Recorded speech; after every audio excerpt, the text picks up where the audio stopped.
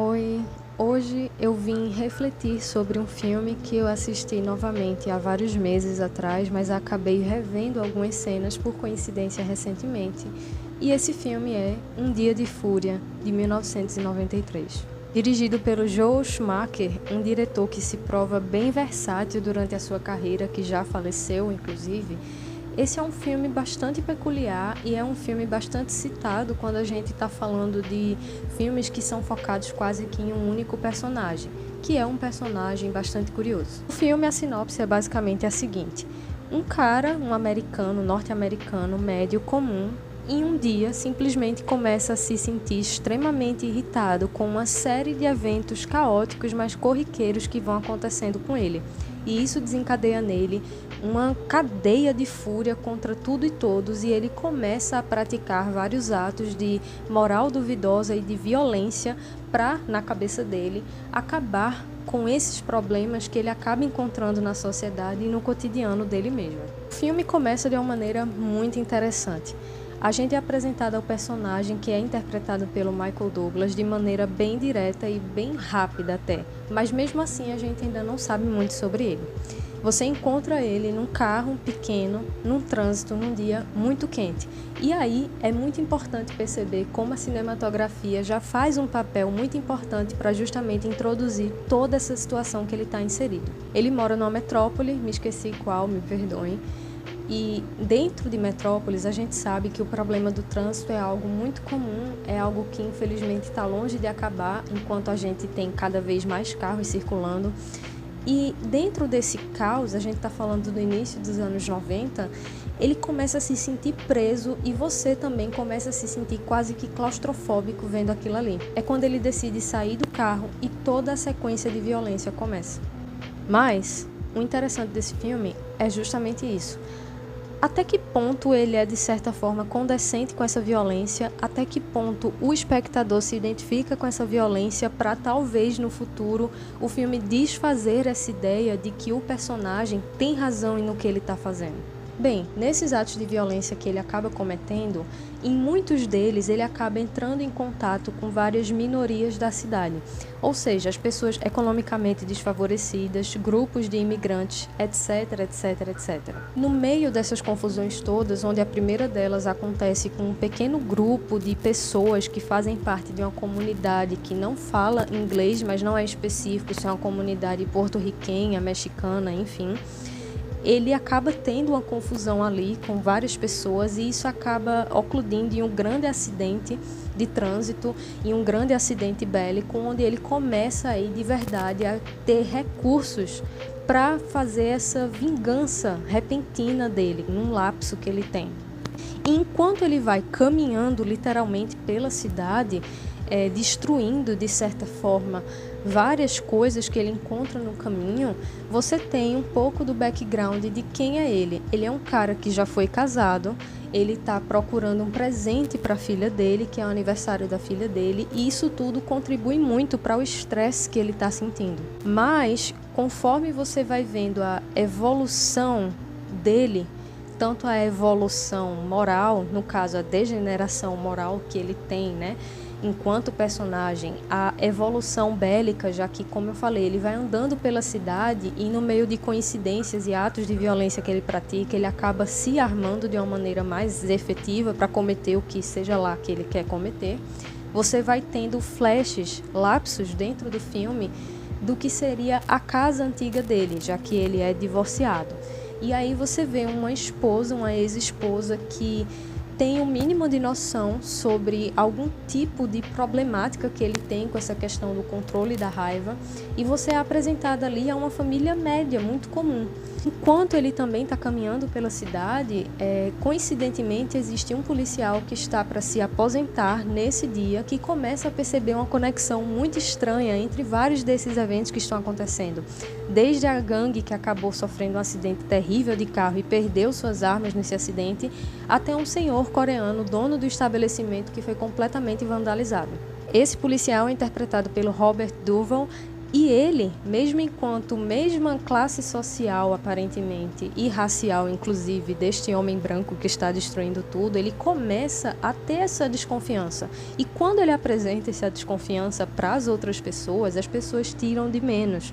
Tanto que é interessante que na delegacia, nas partes que você vê a delegacia no filme, entra e sai muitas pessoas dessas minorias que aquele cara está atacando. Então você vai ver pessoas latinas, você vai ver asiáticos, você vai ver pessoas pretas, porque infelizmente essa é a realidade de um Estados Unidos no começo dos anos 90 que está enfrentando aí uma série de problemas. Não apenas com a chegada de drogas diferenciadas no mercado contrabandista para prejudicar mesmo as classes minoritárias e as classes economicamente desfavorecidas, mas também toda uma consternação social que está começando a surgir quando esses grupos minoritários começam a ocupar certos espaços na política e na sociedade. Como todo mundo desconfia dele, ele decide meio que ir sozinho, junto com a sua companheira, que é a Rachel Ticotin, que é uma mulher latina, uma mulher extremamente sagaz e inteligente, uma personagem feminina, inclusive, que para mim, apesar de ser breve, está muito bem escrita, pelo menos, e eles vão investigar por conta própria o que é que está acontecendo. A forma que a montagem frenética do filme muitas vezes coloca a dupla de policiais atrás do homem faz com que pareça tudo muito frenético, mas na verdade é como se eles sempre tivessem um passo atrás. Ele acabou de passar num lugar, cometeu tal crime e aí pouco tempo depois eles chegam. E aí eles vão conseguindo saber qual é o norte que esse cara está tomando. E como eu falei, o objetivo dele é entregar um presente para a filha. E apesar do que eu estou falando aqui parecerem ser motivos bastante, assim, sensíveis, né? Poxa, é um cara que está sensibilizado com as questões sociais, é um cara que está consternado com a situação de uma cidade que não apresenta melhora em nenhum aspecto, é um cara que está consternado porque não consegue, né, chegar na filha, apesar de estar divorciado, ele não consegue, etc. Na verdade, quando você assiste, você percebe que nada disso é motivo suficiente para esse tipo de revolta, que é aí o meu questionamento. E que, de certa forma, também é o questionamento do filme. Que revolta é essa? De quem a gente está falando? Como eu falei, o personagem principal, né, que é interpretado pelo Michael Douglas, ele não tem exatamente um nome específico, né? E ele é um homem branco de meia idade, como eu já falei. E é interessante perceber como ele toma para si vários tipos de dores que ele acha que impactam a vida dele, mas na verdade não impactam. Quando no final das contas, todas essas ações que ele está tomando, que na cabeça dele vão beneficiar todo mundo que está ali, só estão prejudicando. Justo assistindo esse filme em 2021, onde muitas vezes, em alguns momentos, você tem uma certa complacência dos personagens ao redor dele, de todo o roteiro, da forma que as cenas são colocadas para você, porque até certo ponto talvez você se identifique com ele. E dá para entender o porquê, como eu falei. Em semiótica, que é o estudo basicamente de como as imagens impactam a gente, etc., você aprende algumas coisas. E uma das coisas que eu notei é que em muitos momentos ele é mostrado como uma figura de autoridade. Você usa um contre-plongé, que é um ângulo de baixo para cima, para dar essa impressão de autoridade, de masculinidade até para o personagem. Você tem personagens ao redor dele que ficam exaltando e ficam animados com o fato dele estar com tal poder bélico, sabe? E tudo isso contribui para uma imagem imponente dele, quando na verdade deveria ser justamente o contrário. E aí, até que se chegue no clímax do filme, você percebe que de fato é. Ou não, se você for muito alienado. E é essa alienação que eu quero usar esse filme como exemplo. Esse filme, para mim, diz muito sobre como pessoas de privilégio, muitas vezes, principalmente homens inseridos em todo esse contexto de masculinidade extremamente tóxica e machista, eles acabam colocando na frente de qualquer raciocínio lógico, qualquer raciocínio psicossocial, de contexto psicossocial, a fúria deles por questões que não representam tanto perigo assim. O que é que eu quero dizer basicamente? Se esse filme fosse passado no Brasil, provavelmente o cara que o Michael Douglas interpreta seria um bolsominion. E provavelmente as desculpas dele para estar agindo da forma que está agindo seria que ele quer mudar a sociedade, porque ele é um cidadão de bem comum, porque ele tem uma esposa, ele tem uma filha em casa. Ele não quer que essa degeneração social atinja essas duas pobres indefesas, sabe? E pensando nisso tudo, eu também penso na dupla de policiais que caça, literalmente, né, esse cara como espécies de pessoas que estão no pensamento opositor desse pessoal mais radical, mas que nem sempre conseguem chegar na mesma linha de pensamento. E talvez por não quererem utilizar muitas vezes, não da mesma truculência, mas das mesmas estratégias que esse pessoal usa, acaba ficando sempre um passo para trás. Eu acho que é extremamente importante assistir esse tipo de filme em 2021. Aqui a gente está falando de um ano onde ano que vem a gente vai ter aqui no Brasil eleições presidenciais, e a gente está falando de um presidente que flexibilizou muito o acesso a armas de fogo, não só armas de fogo, mas munição para essas armas de fogo. A gente está falando de um presidente que já teve várias falas que são extremamente danosas para grupos minoritários, grupos de pessoas inteiras que literalmente nada fizeram à pessoa dele diretamente. Essa questão de se colocar no papel da vítima, assim como o personagem desse filme faz, sem ser a vítima, na verdade sendo um agente provocador de tudo que está acontecendo, é muito comum nesse pessoal. Vocês têm que observar que eles invertem narrativas de maneira muito fácil. Existe um momento no filme que eu acho que talvez seja um momento que quem está achando que ele está fazendo justo ou legal se toque, que é o momento que ele conversa com um cara que ele tem uma loja de artigos militares e bélicos, enfim, e ele acaba descobrindo por um acaso que esse cara, na verdade, ele é um neonazista, e ele fica furioso novamente, porque na cabeça dele, sendo um norte-americano, né, os norte-americanos clamam que venceram a Segunda Guerra Mundial, esmagando os nazistas e tal.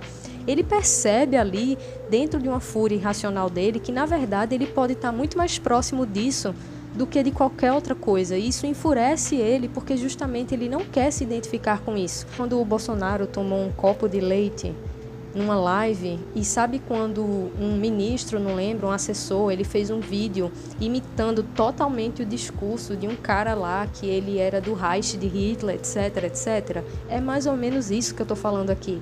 São pessoas que se colocam num papel de vítima, quando na verdade podem saber muito bem o que estão fazendo. E assim como a obra cinematográfica, existem várias coisas que são extremamente planejadas e que existem equipes e várias pessoas por trás. E um governo é exatamente assim.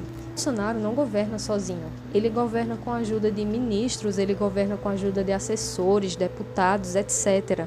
E nesse filme eu sinto que, de certa forma, a gente pode acabar se tornando esse agente para esse cara se a gente não presta atenção. Por um lado, essa dubiedade do filme acaba sendo prejudicial, apesar do clímax resolver parte disso, como eu já falei, e aí pode acabar levando essa mensagem um pouco errada e datada. É um filme muito interessante, eu gosto muito de toda a fotografia e de todo o trabalho de cinematografia desse filme, principalmente na sequência inicial, onde ele está lá no trânsito e começa a observar várias coisas, você tem vários closes de situações cotidianas. Eu gosto muito de ver a forma como Michael Douglas conseguiu dar vida muito bem para esse personagem explosivo. É importante mesmo a gente sempre revisar obras desse tipo, porque a gente percebe aquilo que as pessoas falam, que história ela é um ciclo e ela meio que não se repete, mas ela comete os mesmos erros de antes. E para mim isso tudo sinaliza que a gente tem que ter muito cuidado, porque muitas vezes aquilo que a gente menos teme é de onde vem o maior perigo. Uma coisa interessante também que eu lembrei assistindo todo o filme é como criminalizam, por exemplo, minorias por qualquer coisa, inclusive quando a gente está falando de traficantes, por exemplo, que tem a pele clara, você não vê a palavra traficante nas manchetes. Ou então pessoas de uma classe média alta, entendeu? Então tudo isso está aliado a toda essa estrutura social que quer ver as pessoas falharem. E muitas vezes quem se diz justiceiro ou justiceira demais, na verdade se faz de vítima para acabar mesmo com essas minorias. Bem, eu espero que as coisas não vão para esse lado extremamente violento. Eu queria muito que tivesse mais solução para os problemas que a gente está enfrentando no nosso país. Assim, eu espero que não hajam várias pessoas em um dia de fúria como esse cara para perturbar a nossa vida em 2022.